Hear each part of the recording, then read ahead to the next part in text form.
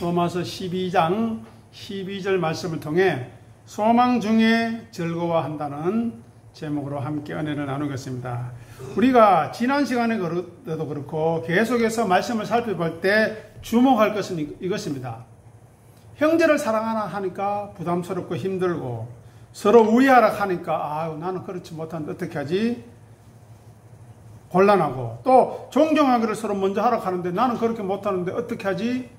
하는 것이 아니라 형제가 누군지를 알게 되면 사랑하게 되고 우애하게 되고 서로 존경하기를 먼저 하게 된다는 것입니다. 또 주를 섬기는 일도 마찬가지지요. 주를 섬기는 것이 얼마나 가치 있고 좋은 것인고 우리가 반드시 이루어야 할 하나님의 말씀이라는 것을 알면은 부지런하게 되고 게으르지 않게 되고 열심을 품을 수 있다는 겁니다.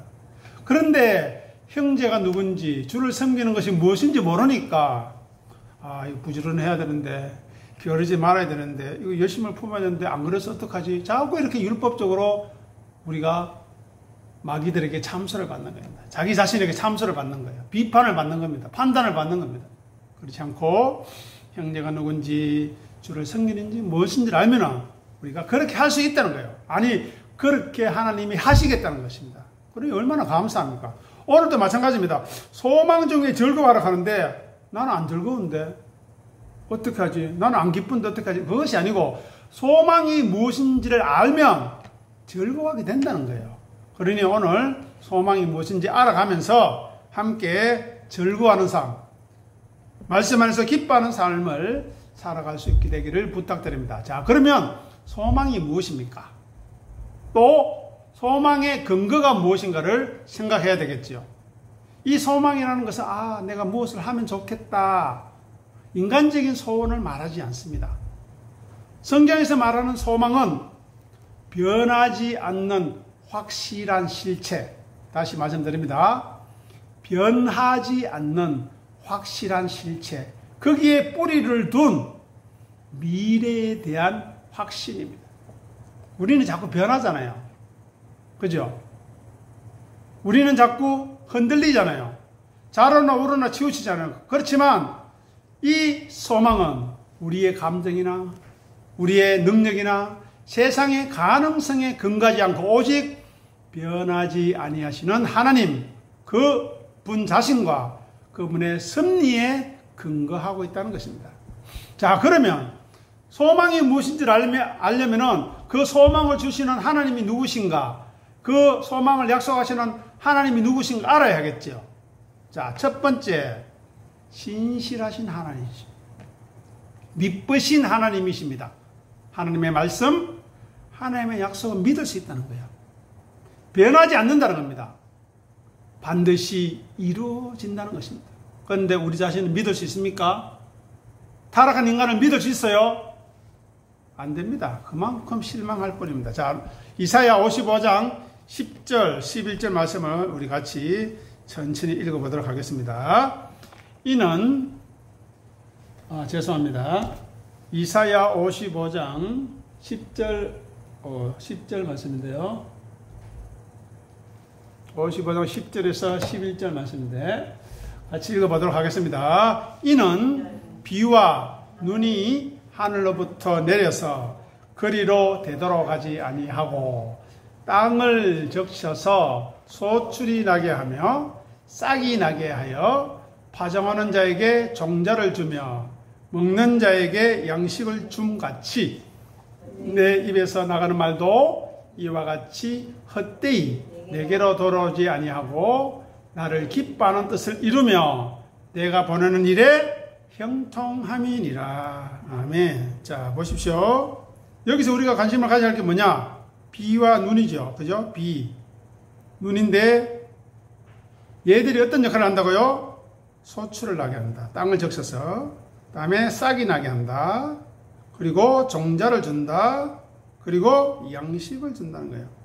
자, 여러분이 잘 아시는 거니까 잘 생각해 보십시오. 하늘에서 비가 옵니다. 눈이 내립니다. 그것은 물의 순환의 시작인데 일방적이고 목적 지향적입니다. 자, 무슨 말이냐? 물은 하늘에서 떨어지면 그 목적을 이루기 전까지 하늘로 그냥 돌아가지 않는다는 겁니다. 땅을 적셔서 생명을 낳지요. 자, 보십시오. 소출, 생산을 나게 하죠. 두 번째, 싹이 나게 하죠. 무슨 말입니까? 새로운 시작을 한다는 겁니다. 다음에 종자, 미래를 위한 씨앗이죠. 그리고 양식, 뭡니까? 현재의 생명을 유지하게 하죠.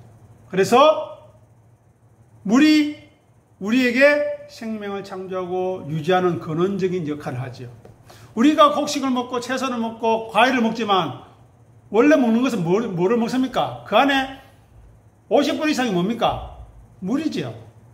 우리 인체도 70% 이상이 물입니다. 그래서 우리의 안에 있는 물이 깨끗하고 육각형으로 깨끗해야 되는데 자꾸 나쁜 생각하고 고집 피우고 자기 생각하면 어떻게 됩니까? 찌그러집니다, 물이. 그런데 말씀을 듣고 형제를 사랑하고 주를 섬기면 어떻게 될까요? 육각형으로 딱 나옵니다. 그 유튜브에 물의 좋은 상태 한번 쳐보십시오. 그러면 육각형과 찌그러진 상태가 어떤가를 잘 보여줍니다. 그래서 이렇게 물은 하늘에서 떨어진 비는 분명한 결과를 도출합니다. 예외 없는 자연법칙이죠. 우리가 알고 있고 우리가 경험한 자연법칙입니다. 자, 그러면서 하나님은 비와 눈을 비교해서 우리에게 말씀해 줍니다. 하나님의 말씀은 자연현상처럼 신뢰할 수 있고 목적지향적이고 반드시 결과를 낳는다는 것입니다. 그래서 여기 보십시오. 헛되이 내게로 돌아오지 않는데요. 헛되다는 것은 무슨 말입니까? 빈손이다. 결과가 없다는 것이죠. 여러분 한번 생각해 보세요. 1년 내도록 수고하고 고생해서 농사 지었는데 빈손이에요. 어떻습니까? 허무하죠. 헛된 겁니다. 요번에 충청도 쪽이나 경기도 쪽에 열심히 농사 지었는데 폭우가 와가지고 다 망쳤지 않습니까? 헛되게 되는 것입니다. 그런데 하나님의 말씀은 결코 실패하거나 공허한 메아리로 끝나지 않는 것입니다. 마치 발사된 미사일처럼 반드시 목표를 타격한다는 것입니다. 요즘 미사일은 엄청나서요. GPS 유도장치뿐만 아니라 자체에 유도장치가 있고 AI 지능이 있어가지고 자기가 지형 판단해서 자기가 알아서 가서 정확하게 목표를 타격하는 것이 지금의 미사일입니다. 옛날 미사일하고 달라요. 쐈는데 뭐 이상한 데 가서 터지고 그런 거 없습니다. 정확합니다. 그것처럼 하나님의 말씀도 하나님의 주권적인 계획 수행을 한다는 겁니다. 능동적인 행위자라는 거죠. 말씀 자체가. 말씀이 인격이라는 거죠. 그래서 어떤 방해에도 불구하고 어떤 장애에도 불구하고 맡겨진 임무와 과업을 성공적으로 완수하는 것이 하나님의 말씀입니다. 그 말씀을 지금 저와 여러분들이 듣고 있어요. 그 말씀이 우리의 마음과 생각에 박혀요. 마음판에 새겨져요. 어떻게 될까요? 하나님의 거룩이 우리 삶 가운데 이루어지는 겁니다. 하나님의 말씀은 단순히 정보 전달, 지식 전달이 아니에요. 그냥 말씀 많이 들었다고 이제 나는 누구보다 많이 하니 그게 아닙니다. 말씀은 자체가 능력이 되어서 우리의 현실을 창조합니다. 우리의 인격을 변화시켜요. 우리의 마음과 생각을 지켜주시는 겁니다. 말씀의 내용 자체가 어떤 내용을 실현시키는 힘을 가지고 있습니다. 그래서 단순한 약속을 넘어서 말씀이 사건이 되는 것입니다. 그래 하려면 어떻게 된다고요? 오늘 오전에도 말씀드렸죠? 내 명령에 순종해야 됩니다. 순종하려면 어떻게 됩니까? 말씀을 들어야 돼요. 듣고 들어야 돼요. 그런데 모르겠어. 어떻게 됩니까? 질문해야 되죠. 물어야 되죠. 안 들으니까. 간절하게 안 받으니까. 다 마귀들이 와가지고 다 말씀의 씨앗을 다 먹어버려. 씨 뿌리는 씨앗 알잖아요. 길가의 밭, 뭐 가시덤불, 돌덩어리 있는 거 다 말씀은 뿌려주는데 말씀이 싹이 안 나요. 이렇게 소망을 주시는 하나님은, 하나님의 말씀은 하나님의 주권과 능력, 전능하신 하나님을 표방하는 것이고 이 하나님을 막을 세력이 이 땅에는 존재하지 않는다. 전무하다는 것입니다. 그러니 우리가 얼마나 당당할 수 있습니까? 좀 없어도, 좀 못 배워도 내가 하나님의 아들인데, 내가 하나님의 백성인데 왜 비겁해지고 남을 속이려고 하고 자기 고집을 피우고 자기 생각만 주장합니까?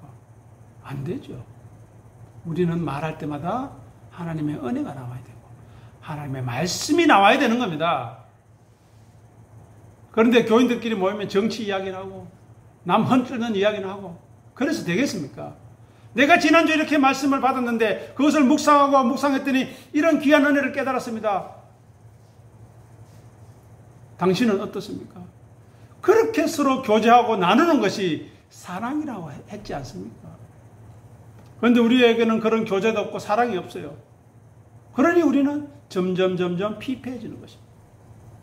이 소망은 예수 그리스도의 사역에서 그 소망이 확정된 역사적인 사건으로 나타납니다. 자, 소망은 누구한테 근거한다고요? 하나님의 신실하심에 있고요. 두 번째로 예수 그리스도의 십자가의 사역에서 소망이 확정된다는 것입니다. 예수님의 십자가는 죄인을 사랑하시는 확실한 증거지요. 가장 강력한 표시 아닙니까? 그런데 그 뜻이 무슨 뜻인지 모르니까 우리는 이상해지는 겁니다. 그 십자가에서 수치와 조롱과 저주와 아픔의 십자가에서 우리의 죄와 사망의 문제가 해결되었다는 것입니다. 그래야 저와 여러분들은 하나님께 나아갈 수 있게 되었습니다. 하나님의 말씀을 들을 수 있게 되었습니다. 하나님의 말씀을 순종할 수 있게 되었어요. 하나님의 말씀을 들을 수 있는 귀, 하나님의 말씀을 볼 수 있는 눈이 열린 것입니다. 감사한 것이죠. 그래야 어떻게 하신다고요? 마지막에는 하나님과 연합하는 하나 되는 복을 누리도록 하나님의 영광을 우리에게 나누어 주시기 위해서 죄와 사망의 문제를 해결하시고 저와 여러분들을 예배의 자리로 부르신다는 것입니다. 그리고 예수 그리스도의 십자가뿐만 아니라 죽음을 이기신 예수님의 부활은 기독교 소망의 절정이죠. 소망의 확실한 근거 아닙니까? 많은 사람들이 죽을까 한평생 두려워서 절절절 매고 있습니다. 병 걸리면 어떡할까? 치매 걸리면 어떡할까? 내 새끼, 내 자녀들 어떻게 되면 어떡할까? 내 사업, 내 기업, 내 농사 잘못되면 어떡할까? 절절절 맵니다. 예수 그리스도와 함께 죽지 않았기 때문에, 예수 그리스도와 함께 부활하지 않았기 때문입니다. 우리는 있어도 감사, 없어도 감사, 능력해도 감사, 부족해도 감사할 수 있는 믿음의 사람인 것입니다. 예수님이 부활하고 성천하심으로 하나님의 우편에 앉아서 우리를 위해 기도하신다고 하셨잖아요. 무슨 기도 하실까요? 아이고 아무개 좀 잘 먹고 잘 살게 해주세요. 세상에 사는 동안 말씀 모르고 고집 피우다가 지 멋대로 살다가 그렇게 내 옆에 오게 해주세요. 그렇게 기도하겠습니까? 그런 사람은 예수님께 갈 수 없죠. 자기 부인과 자기 십자가를 지고 자기를 비우고 자기를 낮추는 일에 부지런하여 게으르지 말고 열심을 품고 주를 섬기는 사람으로 자기를 부인하고 자기 십자가를 지는 사람으로 살다가 오게 해주십시오라고 기도하지 않겠습니까? 그래야만 우리 주님 예수 그리스도와 함께 영원한 생명을 누리게 될 것 아닙니까? 그것이 바로 산소망의 실질적인 증거입니다. 예수님의 십자가, 예수님의 부활, 우리의 자기의 부인과 자기 십자가의 삶이 그것입니다. 세 번째, 성령님의 보증입니다. 소망은. 성령님이 우리와 내주하십니다. 요한복음서에 보면 이렇게 하죠. 우리와 함께 계시고 너희 속에 계십니다. 우리 속에 한번 보십시오. 있는가? 보입니까? 이 말은 무슨 말인가 하면 하나님의 말씀이 선포되는데 그 말씀이 내 말씀으로 듣는다는 거예요. 그 말씀을 하나님의 말씀으로 듣는다는 겁니다. 그 말씀이 우리 주님 예수 그리스도의 간절한 우리를 향하신 권면의 말씀으로 들린다는 거예요. 성령님의 내주하심이 없으니까 함께 없으면 관심이 없습니다. 들어도 몰라요. 알 수가 없습니다. 성령님께서 우리와 함께 하심으로 장차받을 하늘나라의 기업이 어떤 것인지, 우리가 어떤 것을 상속받게 될지 그것에 대한 보증이고 계약금이 되신 것입니다. 즉 우리가 망하면 성령님이 망하시는 거예요. 우리가 쪽팔리면 성령님도 쪽팔리는 겁니다. 하지만 저와 여러분들이 실수하고 실패할지라도 성령님께서 우리와 함께 하시고 우리를 지키시고 주장해 주시기 때문에 우리는 하나님 나라를 이미 맛보는 것입니다. 이 예배 자리에서. 그리고 우리의 삶 가운데서. 그리고 우리는 때가 되면 완전한 하나님 나라를 기쁨으로 소유하게 될 것입니다. 그것이 바로 확실한 소망이죠. 자, 그러면 소망을 주신 이유가 뭘까요? 소망의 목적이 무엇일까요? 라고 생각해야 되겠죠. 첫 번째는 소망이 무엇인가를 생각했고 두 번째는 소망의 목적에 대해서 살펴보겠습니다. 소망의 목적은 주신 이유는 오늘을 살아가는 우리의 삶 속에서 우리를 구체적으로 변화시키고 이끌어가는 능력으로 주신 것입니다. 즉 우리가 하나님의 자녀로 하나님의 영광을 누릴 수 있는 소망이 있으면 우리가 지금 당하는 환난과 고통을 견딜 수 있겠지요. 이겨낼 수 있겠지요. 인내할 수 있겠지요. 연단받을 수 있지 않겠는가 하는 것입니다. 마치 빛이 보이지 않는 고난의 어두운 터널 속에 있다 할지라도 세상에서 말 못할 아픔과 상처와 눈물과 한숨이 내 가슴 속에 깊이 있다고 할지라도 그것을 뛰어넘고 그것을 극복하고 초월하여 오시는 그 끝에 있는 생명의 빛을 보게 하시는 것. 그것이 바로 소망입니다. 그러니 즐거워하는 것이죠. 우리가 당하는 현재의 고통이 무의미하지 않다는 겁니다. 이유가 있다는 거예요. 그것이 바로 영원한 영광으로 가는 과정이다 라고 생각해요. 그러니 우리는 낙심하지 않을 수 있고 인내하게 되는 것입니다. 자, 로마서 5장 3절에서 4절 말씀을 같이 읽어보도록 하겠습니다. 로마서 5장 3절 4절 읽겠습니다. 다만 이뿐 아니라 우리가 환난 중에도 즐거워하나니 이는 환난은 인내를, 인내는 연단을, 연단은 소망을 이루는 줄을 알미로다. 아멘. 오늘 본문의 말씀이 다 나왔죠. 소망. 다음에 뭐요? 즐거워하는 것. 이 말씀으로 오늘 본문이 보여야 합니다. 알아서야 돼요. 고통당하고 병들고 시들시들하고 먹을 것 없는데 어떻게 즐거워합니까? 믿음 있는 사람, 소망 있는 사람은 그 중에서도 어떻게 해요? 인내하게 되는, 내가 이것을 견뎌내면 하나님께서 나를 통해서 하나님의 형상을 만들어 가시겠구나. 나를 하나님의 자녀로 인쳐주시겠구나. 아는 것이죠. 그러니 눈에 보이는 남편, 아내만 보지 마십시오. 눈에 보이는 자녀들만 보지 마십시오. 눈에 보이는 돈과 권력과 명예와 세상의 가치를 보지 마십시오.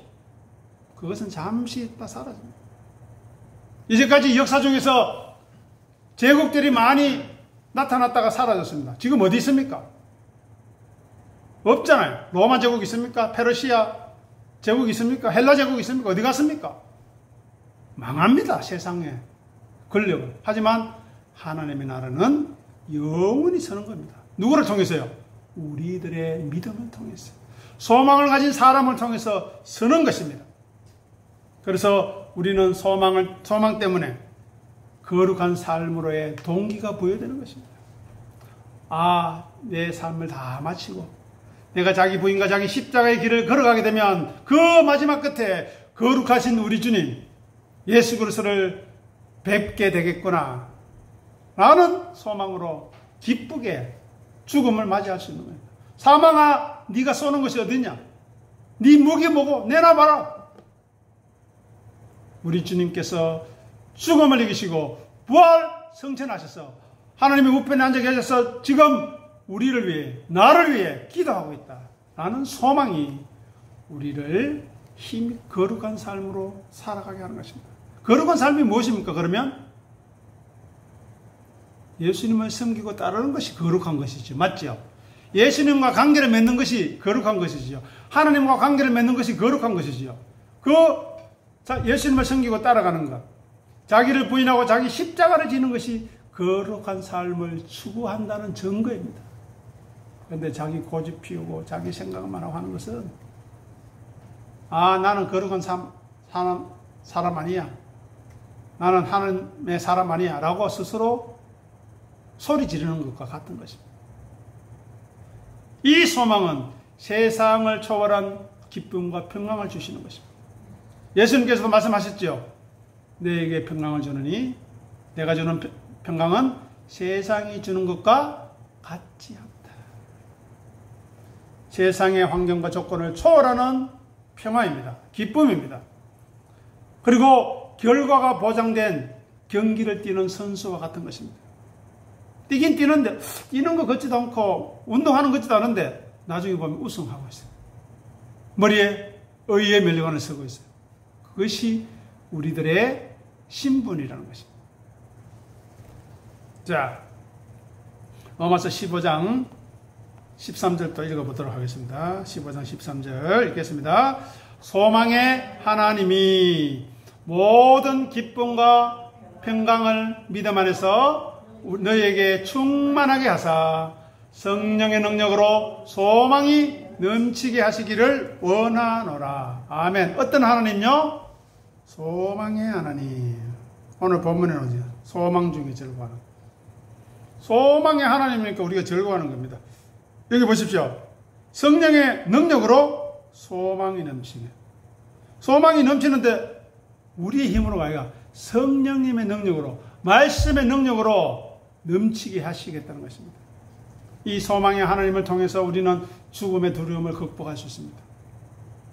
죽음이 우리의 모든 것의 끝이 아니라, 절망이 아니라 영원한 본향으로 들어가는 문이라는 것이죠. 그러면 그 문을 어서 열어야 되죠. 그런데 세상 사람들은 그것이 끝이기 때문에 그 문이 열리기를 두려워합니다. 쫄고 있는 것입니다.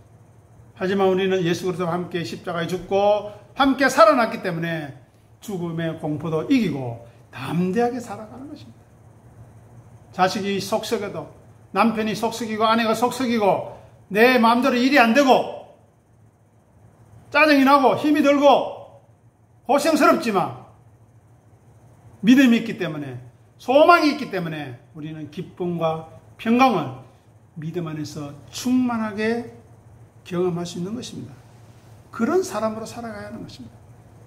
하나님을 신뢰하고 따를 때, 예수 그리스도를 섬기고 따를 때 모든 기쁨과 평강, 하늘의 기쁨과 평강을 알게 되고 경험하게 되는 것입니다.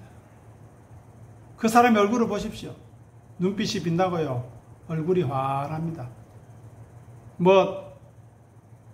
피부 관리하고 화장품 덕지덕지 발라서 환한 게 아니라 그 얼굴에 빛이 있어요. 여유가 있다는 겁니다. 그것이 바로 소망이 넘치는 힘의 원천이 하나님을 신뢰하고 따를 때, 예수님을 섬기고 따를 때 나타나는 것이고, 그 나타남은 무엇 때문이라고요? 성령의 능력으로 된다. 성령님, 진리의 성령님의 능력으로 된다. 그 성령님이 어디 계시다고요? 우리 안에, 우리 속에 내주하셔서 우리가 하나님의 자녀임을 증거해 주십니다. 하나님, 이 귀한 심령은 하나님의 자녀입니다. 하나님의 백성입니다. 이 고통 중에서 기도하고 하나님의 위로와 도우심을 바랍니다. 예배에 나와서 간절한 마음으로 말씀을 삼하고 그 예배를 통해서 진리 성령님이 역사하기를 갈급해하고 갈망하고 있습니다. 주님, 도와주십시오. 인도해 주십시오. 주장해 주십시오. 붙들어 주십시오. 감싸 주십시오. 라고 성령님께서 우리를 위로해 주시는 것입니다. 그래서 소망은 무엇이라고요? 하나님으로부터 오는 선물이다. 그리고 성령님의, 진리의 성령님의 능력으로 말미암는 능력이기 때문에 우리가 소망이 무엇인지, 소망이 왜 필요한지, 또 소망을 주신 이유가 무엇인지를 알 때 어떻게 된다고요? 즐거워하셔요. 멀뚱멀뚱하게 있으면 뭐합니까? 오늘 본문에 나오는데, 오늘 본문 보십시오. 소망 중에 어떻게 한다고요? 즐거워하는 우리 모두가 될 수 있게 되기를 간절히 소원합니다. 기도하겠습니다. 아버지 하나님 은혜를 감사합니다. 이 땅에 살아가는 동안 당하는 고난과 고통과 아픔과 슬픔과 눈물과 죽음과 이별과 근심 걱정이 얼마나 많은지요. 말씀을 볼 겨를도 없고 예배에 참석하고 싶지도 않고 여호와는 나의 목자라고 했는데 내게는 부족함이 많고 도대체 어떻게 하자는 것인지 알 수 없을지라도 우리에게 믿음을 주시고 소망을 주신 하나님, 그 하나님을 기뻐하며 감사하며 섬기고 따를 때 또한 우리의 죄를 도말하시고 하나님의 자녀로 삼으시기 위하여 십자가에서 수치와 저주와 조롱의 그 순환을 감내하면서까지 우리를 사랑하셔서 우리를 죄로부터 자유롭게 하신 예수님을 섬기고 따를 때 우리를 귀히 여겨주시고 예수님이 계신 곳에 우리가 함께 있을 것이라 요한복음 12장 24절을 통해서 26절을 통해서 약속하셨사오니 그 약속의 말씀을 붙들고 나아가는 소망의 사람, 믿음의 사람 되어주시도록 역사하여 주시옵소서. 이 모든 것이 우리의 힘과 지혜와 능력과 열심으로 부지런함으로 될 수 없사오니 진리의 성령님 우리와 함께하여 주시고 우리 속에 계셔서 역사하시고 말씀하시고 변화시켜 주시고 주장하여 주시옵소서. 이 연회에 한 사람도 제외되는 자 없도록 주님, 이 예배에 참석한 하나님의 종들과 이 말씀을 삼하여 설교 동영상을 듣는 주의 종들의 마음을 주장하시고 지켜주시옵소서. 감사하며 우리 주님 예수 이름으로 간절히 기도드립니다. 아멘. 아멘.